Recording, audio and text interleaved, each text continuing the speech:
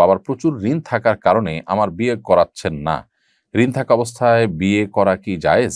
যদি আমি জেনা থেকে বাঁচতে গোপনে বিয়ে করি, সেটা কি বিয়ে বলে গণ্য হবে? আপনি যদি ছেলে হয়ে থাকেন, প্রাপ্তবয়স্ক হয়ে থাকেন এবং জেনা থেকে বাঁচার জন্য বিয়ে ছাড়া কোনো বিকল্প পথ আপনার সামনে না থাকে, তাহলে সেক্ষেত্রে এটা করলে আপনার জেনার মধ্যে গণ্য হবে না। তবে সেই সাথে এও বলবো যে জেনার পরিবেশ থেকে নিজেকে বাঁচাবার জন্য আপনি সংগ্রাম করেন, সেটি করে আপনি নিজেকে বাঁচাবার চেষ্টা করবেন। এটা হলো আপনার প্রথম পদক্ষেপ।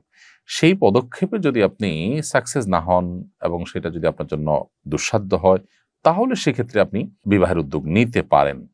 এমনকি প্রাপ্তবয়স্ক মেয়েও যদি হয় এবং তার বাবা মা তাকে বিবাহ দিচ্ছেন না, তাদের মধ্যে হালাল হারামের বাছবিচার নাই, আল্লাহ ভীরুতা নাই, তাহলে সেই বোনও বিবাহের উদ্যোগ নিতে পারেন। তবে শর্ত সাপেক্ষে এ বিষয়ে সংশ্লিষ্ট ওলামাদের সাথে, বিজ্ঞজনদের সাথে পরামর্শ করে তারপরে তার অবস্থা পর্যালোচনা করে এরপরে তাকে সিদ্ধান্ত গ্রহণ করতে হবে।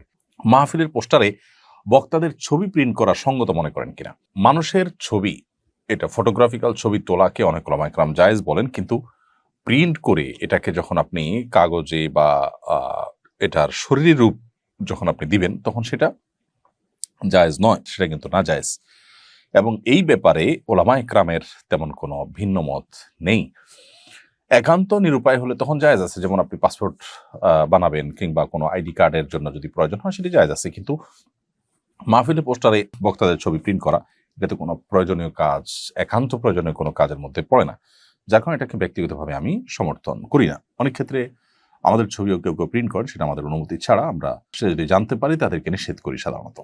কোরআন অবমাননার শাস্তি কি হওয়া উচিত এবং তা বাস্তবায়নের পদ্ধতি কি? কোরআন কারীম অবমাননা করলে ইসলামিক বিচার ব্যবস্থা থাকলে অবশ্যই তার চরম শাস্তির বিধান তার জন্য রয়েছে। কিন্তু যদি কোনো ব্যক্তি সে অমুসলিম হয় এবং এ ধরনের ঘটনা ঘটায়, তো সেক্ষেত্রে মুসলমানদের জন্য সেখানে শরীয়ত আইন না থাকলে আইন হাতে তুলে নেওয়ার সুযোগ আসলে থাকে না। তবে আরো কয়েক বছর আগে আমরা সম্ভবত ফ্রান্সের কোনো একটি ব্যক্তির কথা শুনেছি যে সড়ক দুর্ঘটনায় সে মারা গেছে এবং অত্যন্ত বাজেভাবে মারা গেছে, এবং সেও এ ধরনের ক্রিয়াকর্ম করেছিল, নবী সাল্লাল্লাহু আলাইহি ওয়াসাল্লাম বর্ণনা করেছিল।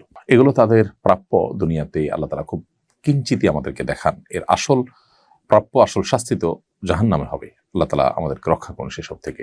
আইনুল হক আপনি লিখেছেন, আমার বাবা বাসায় ওযু করে জুমার নামাজ পড়তে যাবার সময় মসজিদের কাছাকাছি যাবার পর একটি মোটরসাইকেল এসে ওনাকে লাগিয়ে দেয়।